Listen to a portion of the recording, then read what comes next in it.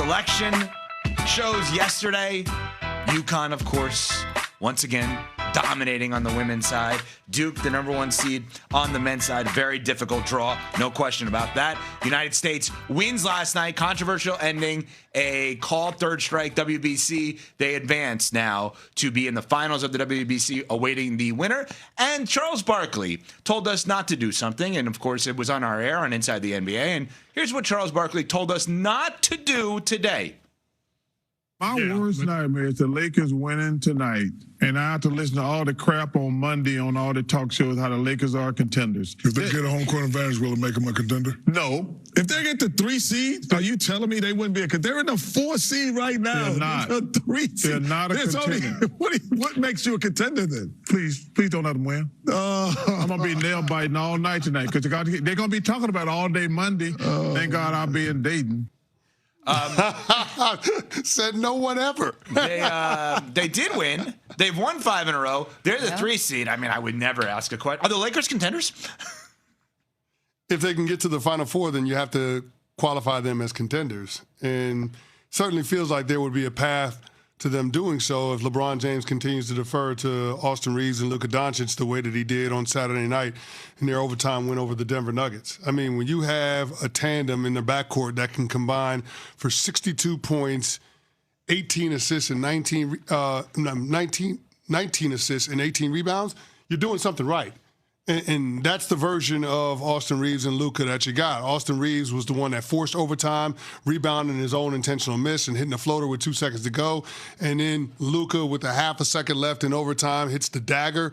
When you have those types of players that have that ability when it comes to shot making, you're always going to have a chance. The only question is, was LeBron James going to get in the way of that? Were you still going to have some chemistry issues when it comes to the 3 of them being able to work together on the court at the same time in the critical moments of ball games? And it feels like Saturday night's win was a little bit of a prelude to the version of the Lakers that you could see in the postseason. But I think it all comes down to the standings at the end of the season and the Lakers being able to get to that 3 seed. Because if they can, then all of a sudden you're talking about them being able to match up against an inexperienced crew in the second round.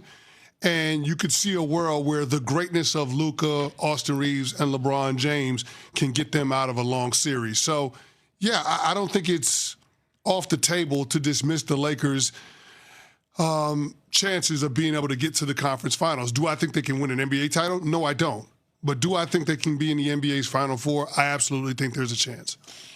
Yeah, I'm trying to discern whether or not I'm living in recency bias based on the last 5 games. But you have been seeing a different version of the Lakers recently. They have that momentum. Earlier in the season, we thought there's no way we'd be talking about them truly in a contenders conversation. But you beat the Knicks. You go out there and you beat the Nuggets. You beat a championship caliber team. And you are seeing this team come together in a different way. You're seeing improvements defensively, which has been something that was obviously a glaring problem.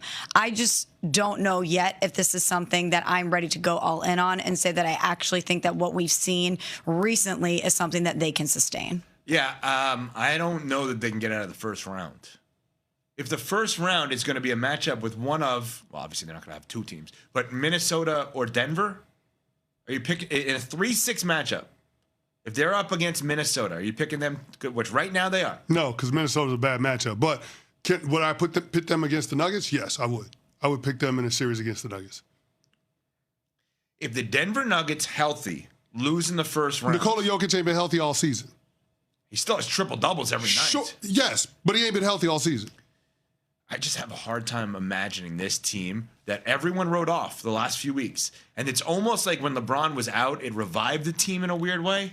And now he's come back and he dove for that loose ball, like literally dove straight, like horizontal for that loose ball. And J.J. Redick, his head coach, had this to say after the game about that big dive. I told him after the game, I said, in 23 years of watching you play in the NBA and the 3 years I watched you play in high school, I never saw you make a full-out extension dive like that. And he said, you're right, I've never done that. It's awesome. I know he'll feel that tomorrow. But that's a winning play. So is he playing a different role now? Oh, yeah, 1,000%. 1,000%. What is the role as you see it as a Lakers fan?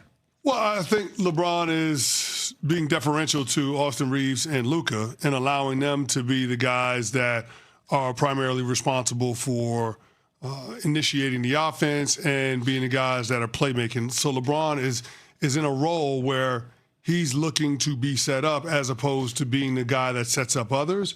And I think that's a huge difference. And then also taking it more personal on the defensive end. Now, I know that's hard for a guy in year, 23, for LeBron James to be diving for loose balls night in and night out. But if that's what's required for this team to go on a deep run, then I think it serves him to show that he can adjust to being in that role. Because we're seeing a different version of LeBron than we've ever seen throughout his entire career. And I think him being accepting of that unlocks the best version of the Lakers. Now, I still think this is a team that has huge deficiencies on the defensive side of the court. But if Marcus Smart can play out over his skis the way that he has on the defensive end, if LeBron James can continue to adjust to this new role and the responsibilities therein, if you can continue to get DeAndre Ayton activated, then all of a sudden, as a Lakers fan, you can dream a little bit. You know, if you have a matchup in the first round against the Denver Nuggets or the Houston Rockets, then you feel good about that. If you have a second-round matchup with the San Antonio Spurs that have little to no postseason experience, you feel good about that. Mm-hmm. You know, so, again, a lot of it's going to depend on how the bracket falls, but if the Lakers are locked into their 3 seed, there are a lot of good possibilities for this team. And as a fan, I feel good about not wasting a prime year of Luka Doncic, even though I know the team has some issues because of LeBron James still being on the roster. Even though he's being deferential and sacrificing and for the greater good, for what's best for the basketball side of the Lakers? I'm glad that he's doing it. I still think they have a ceiling because LeBron James on the defensive end of the court, there are going to be limitations. Mm-hmm. His athleticism is not what it once was. Now, he's out there fighting. He's out there playing with a requisite level of intensity. But when you start talking about playoff basketball every other day, you wonder whether or not this guy can hold up with that style of play on the defensive end. Mm-hmm. The irony of all ironies is that everybody jokes around about Draymond's love for LeBron. Like, there's all kinds of internet memes and stuff about that. LeBron needs to play the Draymond role. In order for them to win, he's got to become the point forward, defense first, diving for loose balls. And while we saw it on Saturday, the idea of him doing that every game is almost impossible for someone of his age and his level of experience. Now, if he does it, and there's a new arc to his career, I'm not... What are you looking at me like that? I'm not getting to Jordan, if that's what you're thinking. I'm just loving that you're having this big buildup where you're giving LeBron James credit. No, credit? I'm saying there's no way he can do that. That's my point, is that, like, what you saw... But what if he does? What if this continues? How? Even just in the immediacy of this, are you willing to give him credit for being deferential and for sacrificing in a way and for, as we just saw, diving for balls and trying to give everything he has at this stage in his career when he's not the central focus in order to bring his team together? Sure. I want to see 10-plus rebounds, 10-plus assists, and great defense every night. I don't care if you scored a single point. You don't need to. They have guys who can do that. How is LeBron James going to play that role? That's the role the Lakers need, right? Next year, when they build this team around Luka, what they're going to find is... What did you say he needed again? 10-plus rebounds, 10-plus assists. I don't care about the points, and I'll take that guy, whoever the best player is. If he's the second greatest player to ever lace him up, and he was All-NBA the previous season, why would you think he doesn't have the capacity to play that role? It's just an every-night thing. Okay. That's difficult for anyone to do. Right? Like, take whoever you deem to be best 3-and-D wing in their prime and ask that person to do it every night, including to get to 16 wins in the playoffs. That's hard to do. And having the discipline. This is the beauty of the Draymond, Dennis Rodman role. It's having the discipline of, I don't care if I score. That's the hard part. That's the hard part. I don't care. Because when you don't touch the ball, can you have the same level of energy when it comes to rebounding and defense? Now, what activates guys on the defensive end is getting the opportunity to get on offense. If I get a stop on defense, that means I can get the ball on offense and score. That's the incentive for every player at every level when it comes to most sports. So if he's not scoring because he's deferring to Austin Reaves and Luka Doncic for a prolonged period of time, can he still give you what you need in the other aspects of the game? I know he has the skill set to do it. Of course. But does he have the mindset, and can his body hold up? Those are the questions that have to be answered. But in the small sample size that we have over the last, 9 games, you feel good about it. The Lakers have won 5 straight and 8 of the last 9.